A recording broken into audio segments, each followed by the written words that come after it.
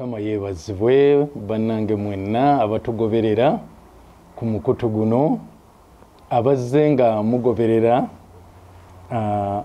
omusomo gwaffe guno gukwatagana n'okutuukiriza ekigendererwa kya Katonda ery'obulamu bw'omuntu, enteekateeka Mukama gye yakuleetera ku nsi kuno oba kwe tuyita okwolesebwa Mukama kwakulinako. Tutambudde nno era kati tutuuse ku kitundu ekyana mu ekimu, tukyali awo wagamba nti okutuukiriza ekigendererwa kya Katonda oba enkoteesa kwa Katonda ery'obulamu bwo kuliko empeera nnene. Mpeera nnene mu bulamu buno Mukama akusasula ng'okyali mu bulamu buno, ate era ne mu bulamu obugenda okujja nga bwe twasoma mu kyawandiikibwa nti Mukama agenda tusasula mu bulamu buno ate ne mu bulamu obugenda okujja. Nayogerako nti emirundi egisinga bwe tugamba okusasula, twagala nnyo Mukama tusasule mu ebyo oba ebikwatikako nsimbi n'ebirala bwe bityo, naye Mukama asobola okukozesa engeri nnyingi nnyo ez'okutusasula, ate naaba nga kyakusasudde nga kikulu, nga kyamakulu, nga kya mugaso. Kati olwero ngenda kwogera ku Mariyamu Magdalene. Magdalene oba Mariyamu Magdalene. Kati Mariya Magdalene ono yali omu ku bakyala Bayibuli beegamba abatambulanga ne Mukama waffe Yesu Kristo era nga bawangayo ebintu byabwe mu buweereza, batambulanga naye. Tusooka okulaba Mariyamu ono ng'ayogerwako nga Yesu gwe yagobako dayimooni omusanvu. Ngenda kusoma mu Lukka essuula ey'omunaana, nsomere ddala okuva ku lunyiri olusooka okutwala ku lwokusatu. Nayagadde kusoma ekyandikibwa eky'omu Lukka 8. Olunyiri olusooka luga nti awo olwatuuka oluvannyumako katono n'atambula mu bibuga ne mu mbuga ng'abuulira ng'atenda enjiri ey'obwakabaka bwa Katonda. Bali 12 nga bali naye, 12 baali naye. Olwokubiri ne lugamba n'abakazi abawonyezebwako dayimooni n'endwadde. Waliwo abakazi abawonyezebwako dayimooni n'endwadde. Bw'amala okuboogera n'agamba Mariyamu eyayitibwa nga Magdalene eyavaako dayimooni omusanvu, amakulu yali omu ku abo be yali awonyezaako dayimooni n'endwadde. Kati olwokusatu ne lugamba ne Yowaana muka Kuuza omuwanika wa Kerode, ne Susaana n'abalala bangi abaweerezanga n'ebintu bye baalina, nga kitegeeza bo baaweerezanga Mukama waffe Yesu Kristo okuyita mu bintu bye baalina. Amakulu mu abo abaweerezanga Mukama waffe Yesu Kristo okuyita mu bintu bye baalina ne Mariyamu Magdalene naye mwe yali. Kaakati kitegeeza nti enteekateeka ya Katonda oba okuteesa kwa Katonda eri abakyala abo kwali kubeera nga baweereza Mukama waffe okuyita mu bintu bye baalina. Era tulaba nti Mariyamu ono Magdalene yakituukiriza bulungi nnyo, yabeera ne Mukama waffe okuva ku ntandikwa okutuukira ddala ku nkomerero. Yabeera ne Mukama waffe Yesu Kristo okuva ku ntandikwa okutuukira ddala ku nkomerero.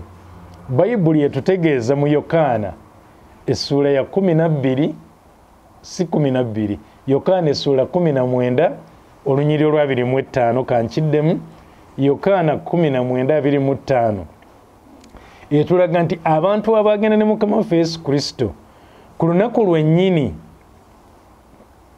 lwe yakomererwa ne batuukira ddala ne we yakomererwa ne babeera nga bakyaliwo ng'alina ku musaalaba, ne Mariyamu Magdalene yaliko. Yokaana 19:25 wagamba naye awo awaali omusaalaba gwa Yesu wali wayimiridde nnyina oyo nnyina Yesu ne muganda wa nnyina Mariyamu muka Kuloopa ne Mariyamu Magdalene be bakyala abaaliwo ku musaalaba. Abalala bonna baali badduse. Abayigiriza 12 baali nga badduse. Gwe tulaba eyagobererako okwo okutuuka mu kiseera ekyasembayo awo yali Yokaana okusinziira ku byawandiikibwa, naye abalala bonna tebaaliwo nga Yesu ateekeddwa ku musaalaba. Naye Mariyamu Magdalene y'omu ku abo. Amakulu yamugoberera okuva ku ntandikwa gye baatandikira nga amugobako dayimooni ate n'okutuusiza ddala ku kubeera ng'afa ku musaalaba. Naye tulina bye tujja okulaba ebirala ku Mariyamu ono Magdalene, tulina bye tugenda okubeera nga tumulabako ebirala. Eriyo ebintu bibiri Magdalene bye yakola ng'abikola ku lwa Yesu ne bireetera abantu okwemulugunya. Ng'abantu beemulugunyiza Yesu. Olwekyo Mariyamu Magdalene kyakoze ku lwa Yesu, Yesu n'amaliriza ng'awolereza Mariyamu Magdalene tekyakoze kye kituufu. Tugenda kusooka mu Luka essula y'e10 olunyiriri lwa 39 okutuuka ku lwa 42. Kino mukimanyi abantu abatera okugamba nga boogera ku Maliza ne Mariyamu. Olwa 39 lugamba nti naye yalina muganda we eyayitibwanga Mariyamu eyatuulanga awali ebigere bya Mukama waffe n'awuliranga ekigambo kye. Mariyamu Magdalene yatuulanga awali ebigere bya Mukama waffe n'awuliranga ekigambo kye. Olwana naye Maliza yabanga n'emitawaana egy'okuweereza okungi. Najja bw'ali n'amugamba nti Mukama wange, tofaayo nga muganda wange andese okuweereza nzekka, kale mugambe anyambe. Olwanamu olumu naye Mukama waffe n'addamu n'agamba nti Maliza, Maliza, weeraliikirira, olina emitawaana egy'ebigambo bino, naye ekyetaagibwa kiri kimu, kubanga Mariyamu alonze omugabo ogwo omulungi ogutali muggyibwako. Nga Yesu ageraageranya Mariyamu ne Maliza. Maliza azze atandise okutegekera Mukama waffe Yesu ne be yali nabo abategekera, emirimu ne gimuyitirirako, naye nga muganda we yandibadde amuyambyeko, ye atudde awo awuliriza Yesu by'agamba, awuliriza kigambo kya Yesu, asobole okukitambuliramu, asobole okukiteeka mu nkola. Maliza najja n'amugamba, munnange, gwe tofaayo nga muganda wange andese okuweereza nzekka, kale mugamba nyambe. Naye Yesu n'abaliriza ng'awolereza Magdalene nti nno ono asazeewo omugabo ogusingako, omugabo ogutali muggyibwako, kye kigambo kya Katonda, abeere ng'akiwulira, akitambuliremu, akiteeke mu nkola. Era ekyo Mariyamu Magdalene kye yakolanga, yabeeranga ku bigere bya Yesu, n'awulira ekigambo kya Yesu, n'akitambuliramu. Naye ate teyakomanga ku ekyo, naye eri olunyiriri twasomere tugenda nti yaweerezanga eri Yesu n'abakyala abalala abaweerezanga n'ebintu byabwe ng'awuliriza ekigambo kya Katonda. Naye ate tugenda kulaba era ekirala, nabagenda nti ebintu biri bibiri Mariyamu Magdalene bye yakola ku lwa Yesu ne bireetera abantu okwemulugunyiza Yesu, naye Yesu n'amaliriza nga awolereza Mariyamu Magdalene. Tugenda kusoma mu Matayo 26 okuva ku lunyiriri olw'omukaaga okutuuka ku lw'e13. Naye ate ne Yokaana essula 12 okuva ku lusooka okutuuka ku lw'omunaana ayogera ku kintu kyekimu. Naye nze njagadde nnyo kusoma kino ekya Matayo 26 kubanga mulimu Yesu kye yayogera ku Mariyamu Magdalene. Buli omu kye yandiyagadde, nze naawe ffenna kye twandyegombye ku Mariyamu Magdalene. Naye nga lwaki kibeerawo? Kubanga Mariyamu Magdalene yali atuukiriza ekigendererwa kye, oba okuteesa kwa Mukama kwe yali alina gyali. Matayo 6 okuva ku Matayo 26 si 6 Matayo 26 okuva ku lunyiriri olw'omukaaga okutuuka ku 13 wagamba naye Yesu bwe yayingira mu Besaniya mu nju ya Simooni omugenge, omukazi n'ajja gy'ali eyalina eccupa y'amafuta ag'omugavu ag'omuwendo omungi ennyo, n'agamufuka ku mutwe ng'atudde alya. Naye abayigiriza bwe baalaba ne banyiiga ne bagamba nti gafudde ki gano? Kubanga gano singa gatundiddwa gandivuddemu ebintu bingi okuwa abaavu. Olw'ekkumi. Naye Yesu bwe yategeera n'abaga nti munakuwaliza ki omukazi? Kubanga ankoze ekigambo ekirungi. Kubanga abaavu be muli nabo bulijjo, naye temuli nange bulijjo. Yesu ng'agamba kino kyakoze kirungi. Yesu yakisiima, akoze ekyo Katonda kye yali ayagala omukyalo ono Magdalene abeere ng'akola. Kati olw'ekkumi ne luga nti kubanga bw'afusa amafuta gano ku mubiri gwange anziraze okunziika. Nti amafuta gano ganfuseeko genkanankana ne amafuta agandinfukiddwako nga nziikibwa. Kubanga bw'anfuseeko amafuta gano ku mubiri gwange anziraze olw'okunziika. Bw'oba tumanyi nnyo Oluganda ekigambo kyakozeseza nti anziraze oyinza obutakitegeera, naye nkikunnyonnyodde nti agamba nti amafuta gano ganfuseeko genkana n'amafuta agandinfukiddwako olw'okuziikibwa kwange. Kubanga omuntu bwe yafanga bwe babeeranga bamuteeka mu ntaana bamuteekangamu amafuta n'ebyakaloosa.